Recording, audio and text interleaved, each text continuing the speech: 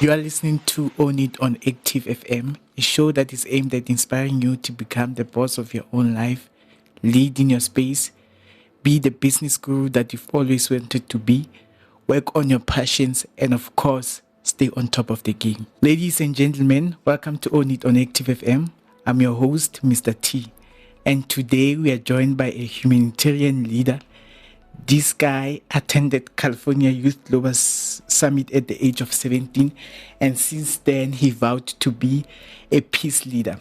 He's a co-founder and financial director of African Dream Movement, youth advisory board member, and he believes that life has a lot of lessons. Ladies and gentlemen, Justice Sembo. Did I get the surname right? Sembo. It's Sambo. With Sambo. Yes. Oh, okay. Welcome to the show, Justice. Thank you for inviting me. It's a great pleasure to be here. Yeah, great. So I wanted to start with the Global Youth Summit in California. How did you hear about the Global Youth Summit? Because it says I looked at your profile and said you attended the summit at the age of 17. Oh yeah, it's actually the Global Youth Peace Summit. Oh, Global Youth, yeah, okay. Yeah. So I attended this back in it was actually in 2013. 2013. Yeah, and I was doing my matric at the time. What happened is, I think my portfolio, or rather my profile, goes back to as young as 11 years old, you know. At 11 years old, I was part of the global, the White Lion Kids, who did a show about Maria Cosa and Nelson Mandela and freedom and whatever. And we actually played that for Nelson Mandela, you know. Literally, I was playing the role of Nelson Mandela in front of Nelson Mandela. I think this was back in 2007. And since then, people have seen my potential, right? And that's where I met this wonderful lady, whom I refer to as my mom now. She is the one who introduced me to the Global Youth Peace Summit, where the Amala Foundation was hosting the Global Youth Peace Summit in California for the first time. So they normally hosted this summit in Austin in the US, and then they hosted it in California for the first time, and she is residing in California. And then that's so wait. How did you get to that show? The one you played for, you played Mandela. How did you get to that? Oh yeah, it was through I think it's Global White Land Protection Trust, where they were working with schools from marginalized areas. Okay. And I happened to be, in actual fact, I was not from that school. I just went to that school because I was interested in whatever was happening, and I got so you got it. So you went to California. What was the summit about? You said Global Youth Peace Summit. Yes. What were you guys doing there? What were you discussing? Yeah. So the Global Youth Peace Summit, it's actually a place which I call a home. It's like a home away from home, you know. It's a situation whereby we get young people from all over the world, 55 young people from all over the world. It's a week-long experience dedicated to personal development, growth, connections, inspiration. And all of that, really, it's just a matter of going back to the base that makes us human, that makes us who we are as humans. Mm-hmm. So that's what the Global Youth Peace Summit is all about, really. So I'm thinking that it was a great experience. So can you just share what you've learned from there, and how did your mindset change after you went to the summit? If anything, we normally say that the Global Youth Peace Summit is unexplainable because we believe it's more of an experience. You need to experience it to understand it, you know. It's so what you're saying is that people need to experience it to understand it. Mm-hmm. Oh, I get that. So, from my understanding, from what I've looked at, it's that it's about peace. So, I want to understand, what do you mean by a peace leader? So what happened is, when I attended this back in 2013, right, I was just a normal young person, you know. Mm-hmm. And from then onwards, that's when it's like I was just exposed to a new way of living. I was just exposed to something beautiful, something that I really wanted to take to my home country, which is South Africa, to my continent, which is Africa. And that's when I was like, you know what? I want to be a peace leader.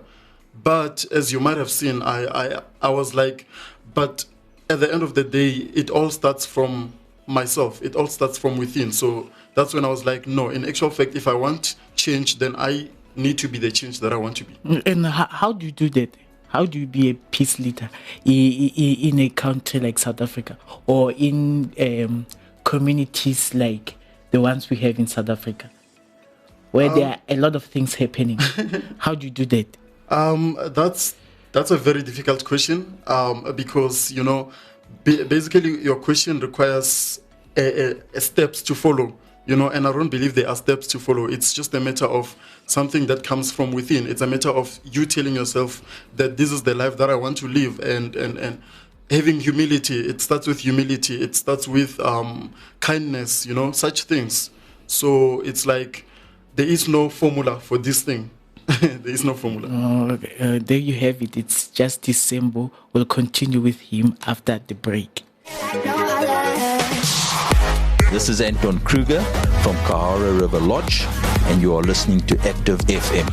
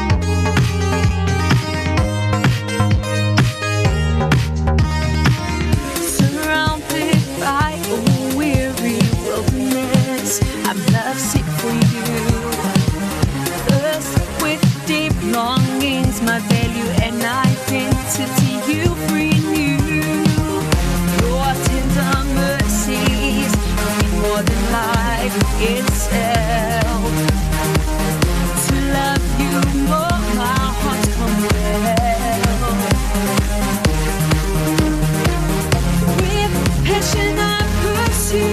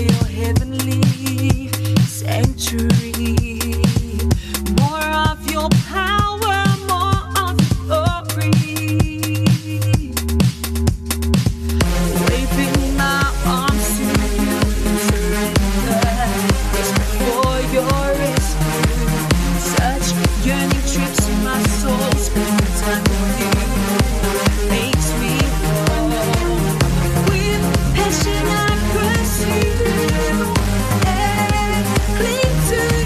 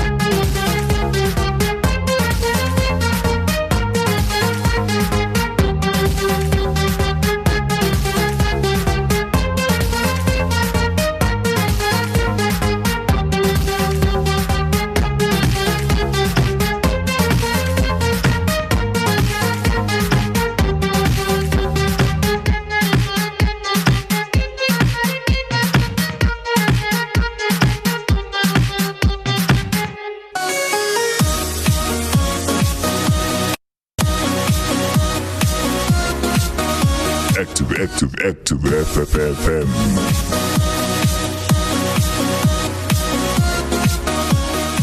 Welcome back. We're still chilling with Justice Sembo. So we were talking about peace. So I want to know, what do you think we live in a peaceful society, like here in South Africa? I think so. I think you know how it is. It's like there's good happening and then there's bad happening. Yeah. And obviously the good is always overshadowed by the bad. People like bad things more than good things. So what's trending out there, you see more bad things trending. But if you look in the ground, you'll find that people are actually peaceful. So I believe we are a peaceful nation. There's a lot that we can do, obviously. What makes you think that we are a peaceful nation? Like, yeah. in reference to what? This is based on my experiences. I mean, you know how the world is shaped according to your eyes. The world is shaped according to what you can see yourself. So with what I can be able to see myself, I see a peaceful nation. From where I've been, from the people that I've been with, the friends that I keep, the family that I have, and so the community that I live around. So I believe it's peaceful. Oh, you believe it's peaceful. So from that experience from California, you vowed to be a peace leader. Then you founded a African Dream movement. Mm-hmm. Yeah, tell me more about your movement. What is it about, African Dream movement? Yeah, I actually co-founded it. This was between me, Naomi, who's from Kenya, and Aline, who's from Rwanda. So we co-founded it together. What happened is this was back in 2016. So the Amala Foundation decided to host the Global Youth Peace Summit in Kenya for the first time. And I went to Kenya then. I met Naomi and I met Aline. And the whole 2016 summit was as a result of a dream of Naomi, right? Mm-hmm. And from then onwards, we met and we spoke. We're like, you know what? We have the same visions, we have the same dreams, the same goals for life. Then why don't we just start something, a movement for young people in Africa? That's when we started the the African Dream movement. And its main function at that point was to carry the Global Youth Peace Summit in Africa, throughout Africa, Yes. And we did that in 2017 in Kenya. We hosted it in Kenya. We did it in South Africa in 2018, and we were supposed to do that in 2019 in Rwanda, but life. So you are saying at that point the aim was to. Yes. So what's the point now? Because I'm thinking, the point changed. Yes. What's the point now? It didn't necessarily change. It just opened up quite a bit. So basically, with the African Dream movement at this point, it's like we realized that we needed to do more than just the Global Youth Peace Summit. We cannot just operate as a once-off per year organization. Mm-hmm. We needed more things. We needed to add more projects. We needed to add more programs, and that's when we added things like circles, Moon Sun Circles. We added the Ubuntu Summit. We added the Africa Emerge Leadership Program. So what do you do in circles? It's a matter of like I think I'll make reference to one of the circles that I was leading this other time in Rwanda. The theme was Men Enough. It was for young people, young guys, Yes. basically. So the sun circle is based off young guys, and the moon is for ladies. Mm-hmm. So the theme was Men Enough. We're discussing things like what is it to be man enough? What does it really mean? The toxic masculinity and all of those things. Because we figure that young people, especially young boys, they need platforms to discuss these things. We need a platform to discuss gender-based violence. Yes. We need such platforms. So that's exactly what we discussed. Going back to the roots of what exactly makes you, what makes you a man? Mm-hmm. Is it what society tells you? Or is it something that you develop yourself? Is it something that you get from your father, your family? So that was the whole discussion. That is basically the whole point of the circles. So I'm funding the African Dream movement. So what inspired you to start the movement? Because I'm thinking so many people have ideas to start movements, to start businesses, to start whatever they want to start, but they're just ideas. How did you speak it to existence? I don't know if you understand what I'm saying. I do. I do. So I personally think that there is no right time to start something than the present time. You know, there is no saying that I will study tomorrow. Yes. Tomorrow doesn't exist. Today is the now. So live in the present of the now. So that's exactly when you need to do it. Forget about the how. As long as your why is strong, you know. So yes. The minute I knew my why I wanted to start the African Dream movement, that's exactly when I had the goal. I knew then that I needed to do it, you know. The how is it going to work out, the funding, you know, and all of those things. Stop worrying about those things. Let them come to you. As long as your why is strong, everything else will fall into place. So that's exactly how it all formed.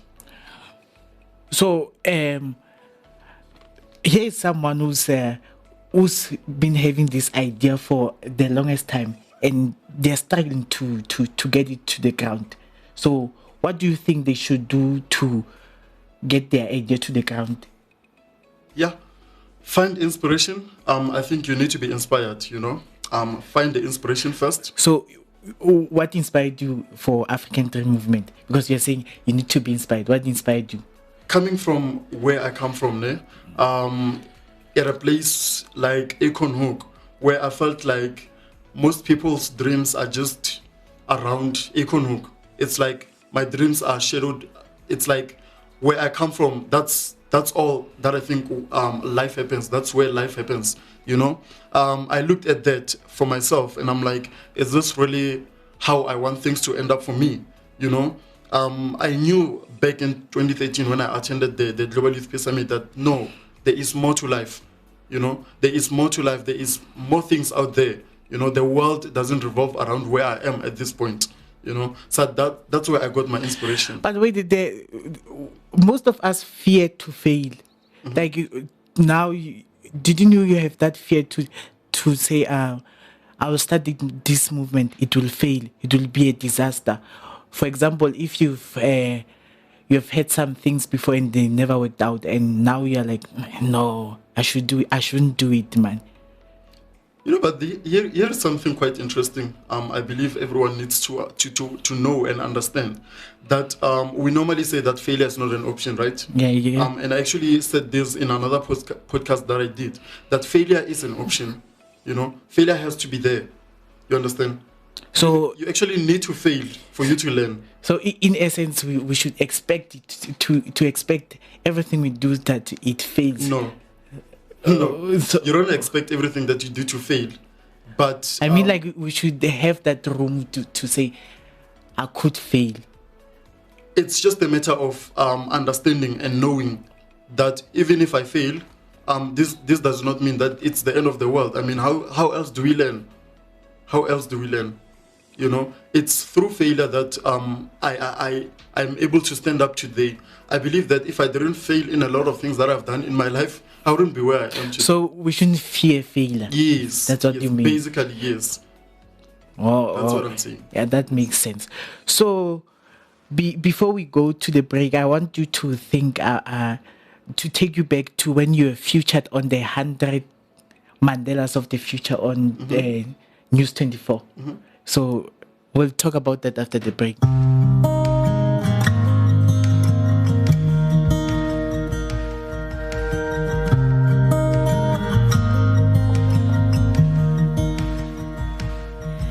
I know you think your life's falling to pieces, and you're watching what you fought for burning down,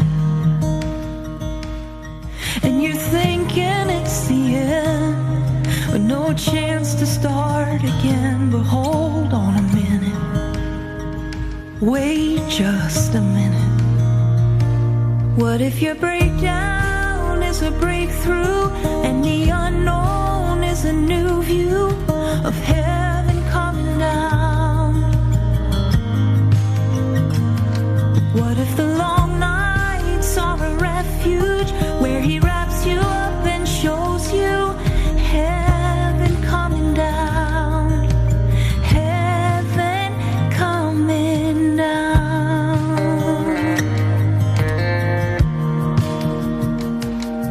As your friend, I wanna tell you, take a breath now and try your best to hold to what is true. It might not get better soon, but our God's still on the move, and He's in it with you. He's in it with you. What if your breakdown is a breakthrough, and the unknown is a new view of heaven coming down? Heaven coming down. What if the long nights are a refuge where He wraps you up and shows you heaven coming down? Heaven coming down. Heaven coming down.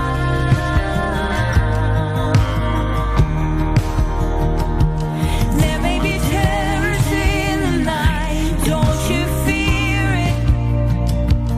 And when the arrows fly by day, don't you fear it. You may have 1,000 burning questions and prayers that don't seem answered, but He's promised you He's working for your good.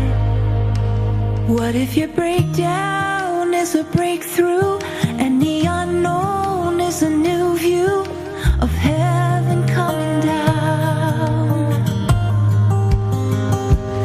What if your breakdown is a breakthrough, and the unknown is a new view of heaven coming down? Heaven coming down. And what if the long nights are a refuge where He wraps you up and shows you heaven coming down? Heaven coming down. Heaven coming down. Heaven coming down.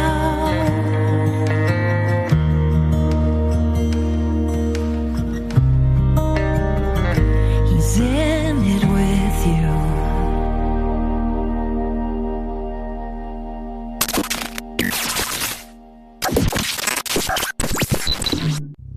Live right here on Active FM, we bring to you the Active Worship Inception album. The joy of the Lord is my strength. I rejoice at your word, unfading. I feel set free instantaneously. I find myself in the presence of the cross. Let my life be defined by your endless victory. You can stream the album on Spotify and Apple iTunes. If you're interested in downloading the album, well, contact us for more info.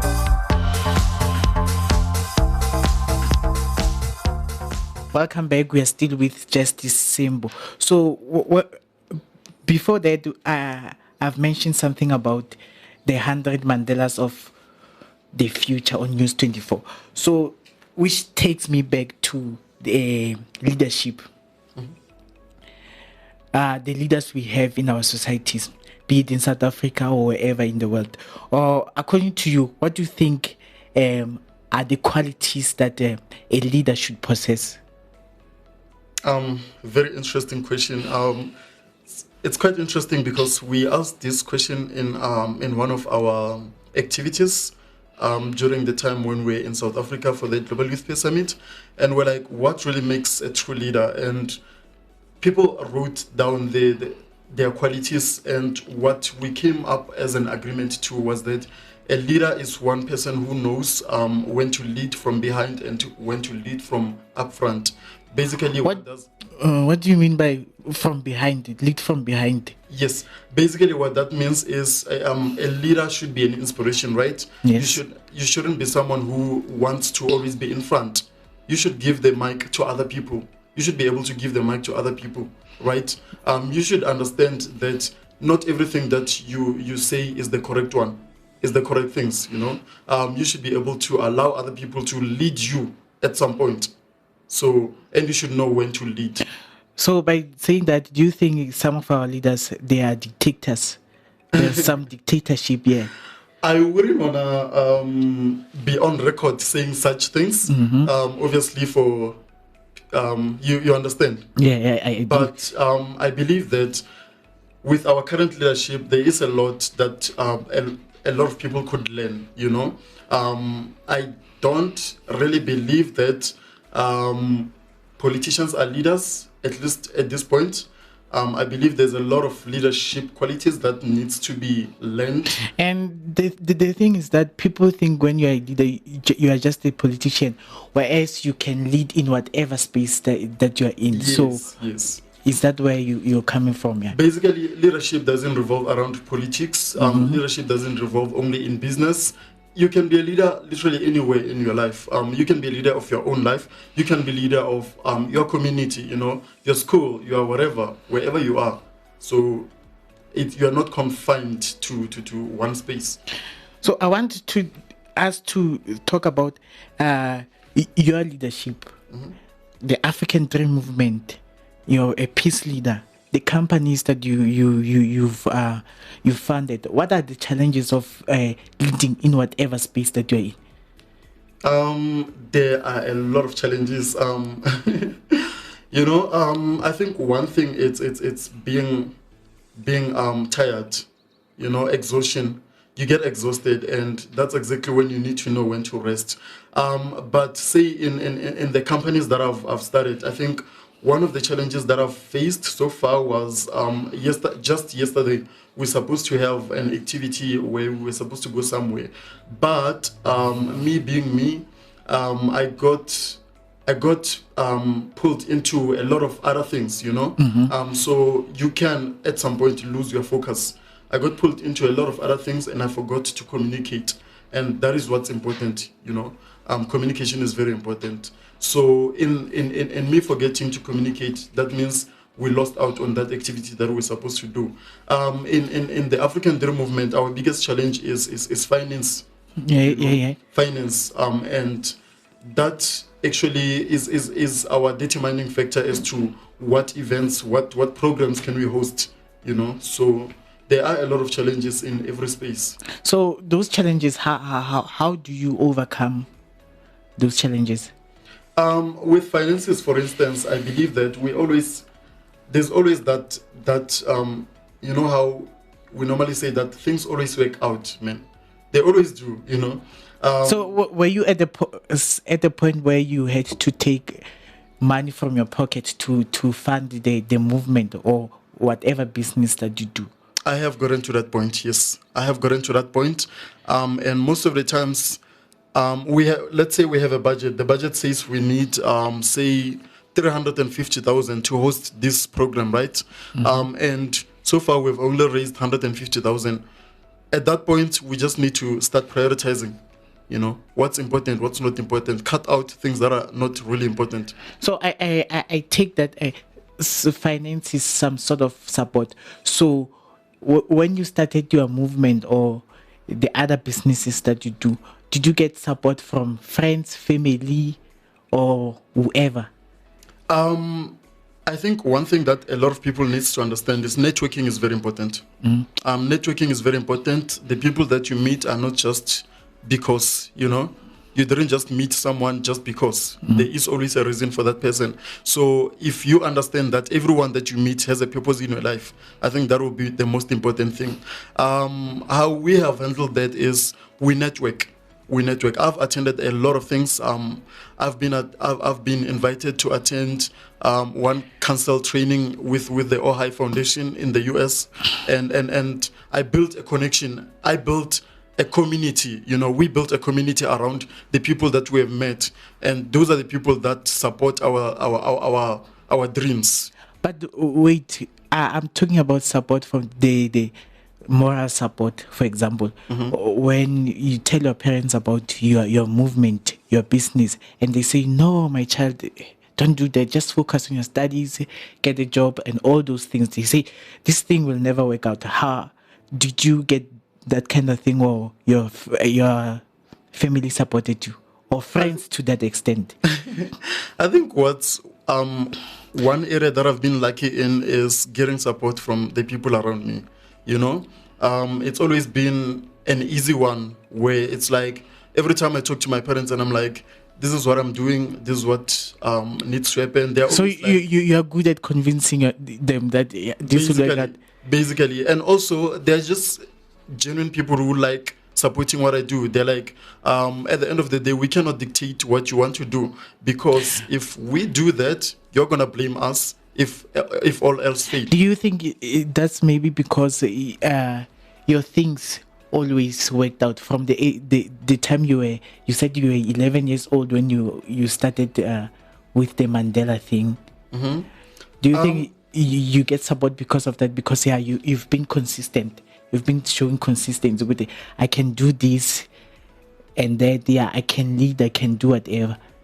Probably that really. But I would also say that, you know, the whole thing of saying that you are who you are. You know, you wake up and you give your all. You tell your parents that this is what I want to do. You know, I think also they truly understood where I came from that early age, where I was like, these are things that I want to be. This is who I want to be, you know. And But when you tell your friends about your dreams, or you starting a company, you starting a movement, are they all like supportive, or they're like, man, you crazy, something like that?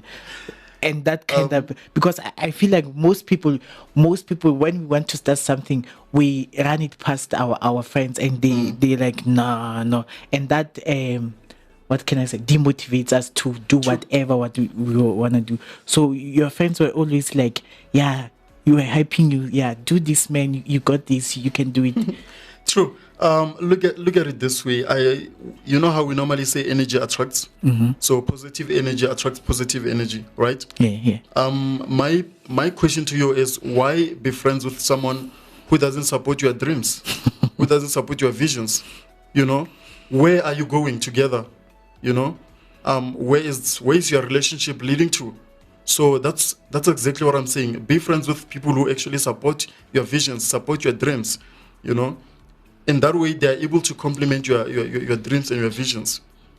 So a quick one before we go. What does own it mean to you? How would you describe the phrase own it? Okay. I would say owning it means, you know, I normally use words like rising up to your own truth, you know, rising up to who you really are. I use those phrases really. And I think own it to me means that, you know, it means rise up to your own truth and actually stand firm and believe that this is who I am, this is what I am, and this is what I'm owning, you know. Thank you so much. Quiet music is hot music. Never stop, Quiet music is hot music. never drop, Radio has never been better. in any weather, Radio has never been better. in any weather.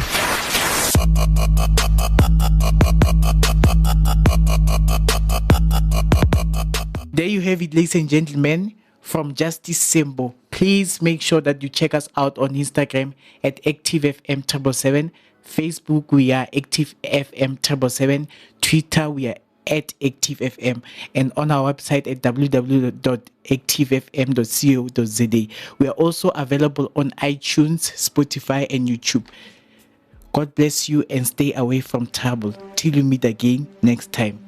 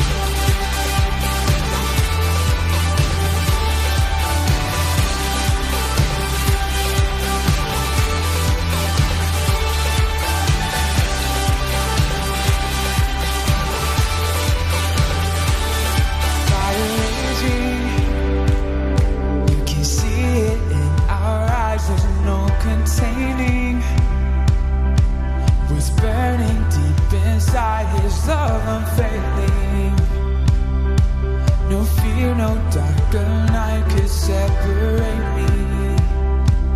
Singing, oh, Musafir, Musafir, Musafir. Just one Musafir, Musafir, Musafir. We are the wild ones. We are the wild ones. You're the king of wild. Oh, we're the wild ones. We're the king of wild. You're the king of wild.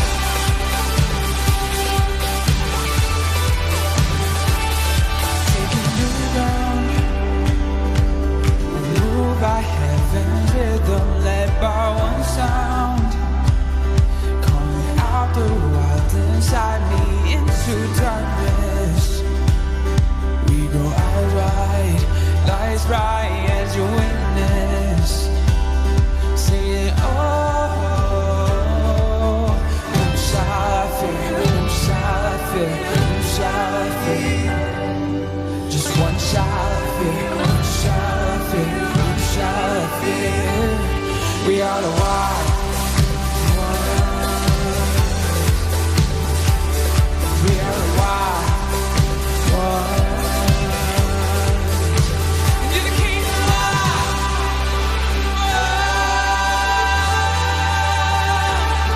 We are the wild ones.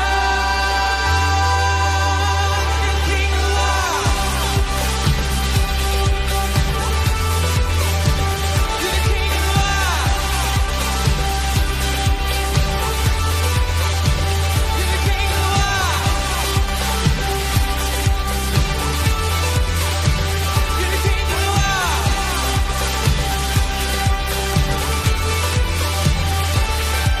Said he's wilder than violent oceans, God who set wind into motion. This king I will boast, and with all of the heavenly hosts I'll praise him ever the more. Like never before, behold our glorious Lord God, crown where our thorns scarred, forgave and he forgot. My sin cast as far as the east from the west, with the power of the grave couldn't hold. Nah, with him nothing's impossible, and our hope's in the gospel, and this is the gospel. That his heart is for you, and the Father adores you. Proved in the veil that he tore through just to restore you. He put on our skin and then stepped into worn shoes. They were your shoes, and this is the good news. That he came for the wild.